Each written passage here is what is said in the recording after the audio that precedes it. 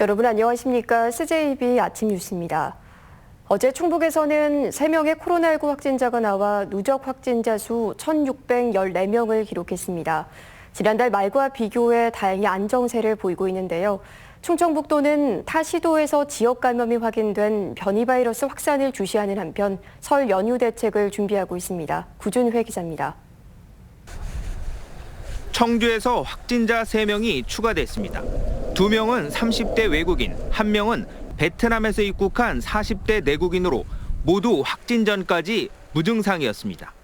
지난달 하순부터 발생한 충주 닭공장, 운동부 합숙소, 청주 기업체 등의 집단 감염 여파가 진정되는 모양새입니다. 충청북도와 음성군은 혹시 숨어 있을 확진자를 찾기 위해 농협 음성축산물 공판장 종사자 등 700명에 대해 3차 전수조사할 예정입니다. 특히 변이 바이러스의 차단에 신경을 곤두세우고 있습니다. 충청북도는 변이 바이러스가 지역으로 유입되는 것을 막기 위해 해외 입국자를 중심으로 더 면밀한 검사를 실시하기로 했습니다. 설 명절 비상대책도 내놨습니다.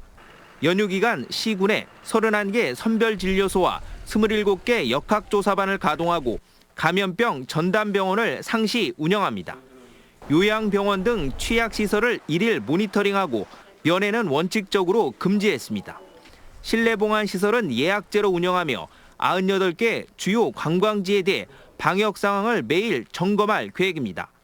2월 10일부터 5일간 코로나19 상황실을 24시간 체제로 유지하여 코로나 발생 현황이나 자가관리, 상황 관리 등에 철저하게 기하도록 하겠습니다. 코로나가 잠잠해질 때마다 방역의식이 느슨해져 지역사회 유행이 반복되는 악순환이 나타나지 않도록 긴장의 끈을 유지하는 게 무엇보다 중요합니다. CJB 뉴스 구준혜입니다. 청주 산업단지 입주업체는 코로나19로 인해 경영이 악화한 기업과 그렇지 않은 기업이 엇비슷한 것으로 조사됐습니다. 청주산단관리공단이 입주업체들을 대상으로 조사한 결과 코로나19로 경영이 악화됐다고 답한 업체는 76개 업체 중 46%에 해당하는 35곳, 이전과 차이가 없다는 업체는 47%인 36곳으로 나왔습니다. 또 반도체와 식품, 포장지 등 5개 업체는 오히려 경영이 호전됐다고 답했습니다. 단양군이 코로나19 장기와 피해업종 종사자들에게 1억 3,700만 원의 재난지원금을 선별 지원한다고 밝혔습니다. 지원 대상은 문화예술인 20명, 종교시설 141곳, 전세버스 29대, 관광사업체 42곳으로 각각 50만 원에서 100만 원의 재난지원금을 지급할 방침입니다. 충북도비 5,400만 원과 군비 8,200만 원으로 마련한 이번 재난지원금은 설 명절 이전에 조기 집행할 예정입니다.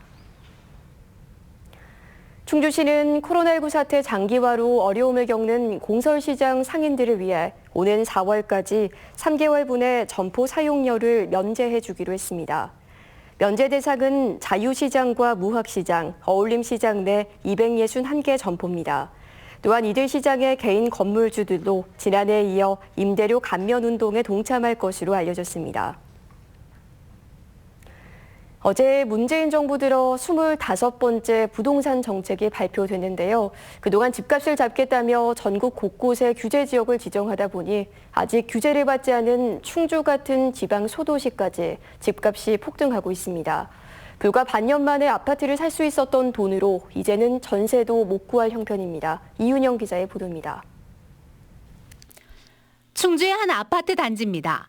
불과 반년 만에 2억 원 가까이 집값이 뛰어올랐습니다. 실제로 지난해 7월 2억 9천만 원에 거래됐던 이 아파트는 현재 5억 원을 호가하고 있습니다.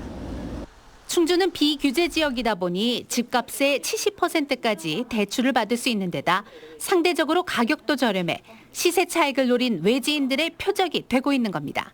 충주가 조용하다가 지금 너무 급작스럽게 관심을 많이 가져서 전국에서 많이들 문의가 많으세요. 대출도 수월하고 이제 취등록세가 두 채까지는 1%이기 때문에 수도권 대부분 지역과 충청 지역에선 대전, 세종, 청주시 등이 규제 지역으로 묶이면서 규제를 받지 않는 주변 지역으로 풍선 효과가 계속되고 있습니다.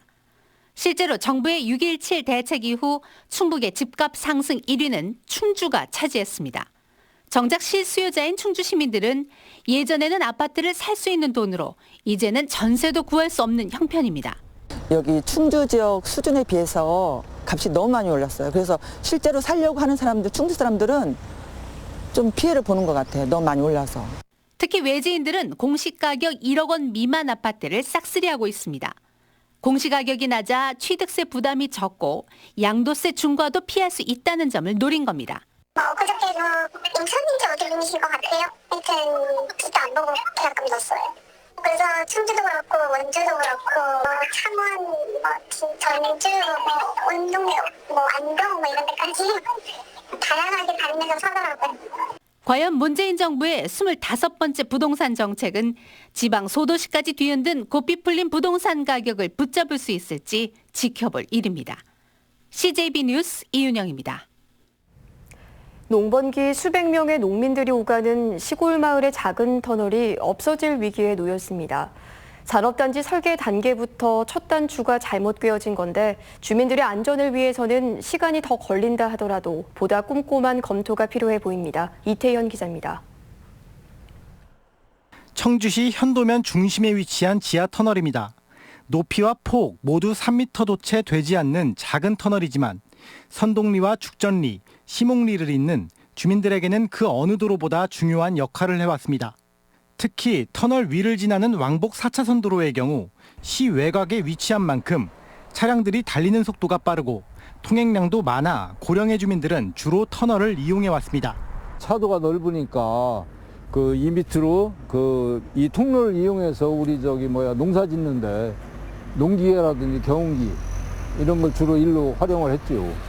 그런데 LH가 현도면 일대의 남청주 산업단지 조성을 추진하면서 터널이 없어질 위기에 놓였습니다.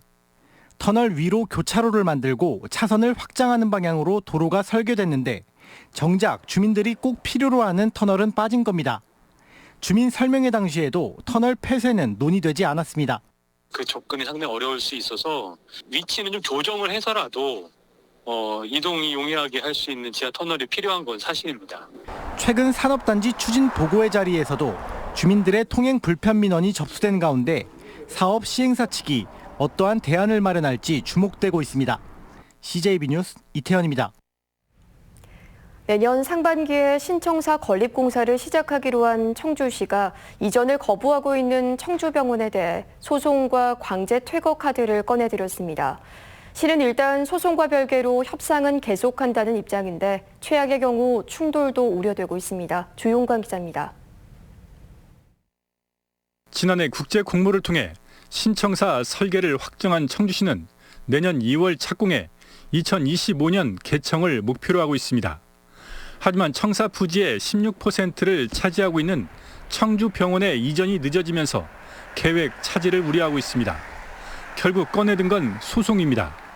지난 2019년 8월 법원에 178억 원을 공탁하고 병원에 대한 소유권을 확보한 청주시는 강제 퇴거 수순인 명도 소송을 제기하기로 했습니다. 또 1년 반 동안 토지와 건물을 무단으로 사용해 얻은 이익금을 반환하라는 소송에도 나서며 병원 측을 압박하고 있습니다.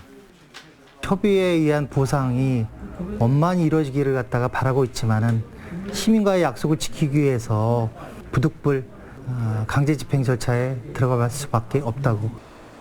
투내 첫 종합병원으로 출발한 청주병원은 39년 만에 자칫 문을 닫아야 하는 처지에까지 몰렸습니다.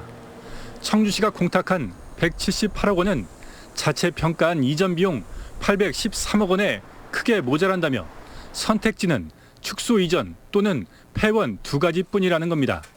다만 신청사 건립 얘기가 나오던 8년 전부터 협상에 더 적극적이었다면 이전비 절충도 더 수월했을 것이라며 청주시의 행정에 대해 아쉬움도 토로했습니다.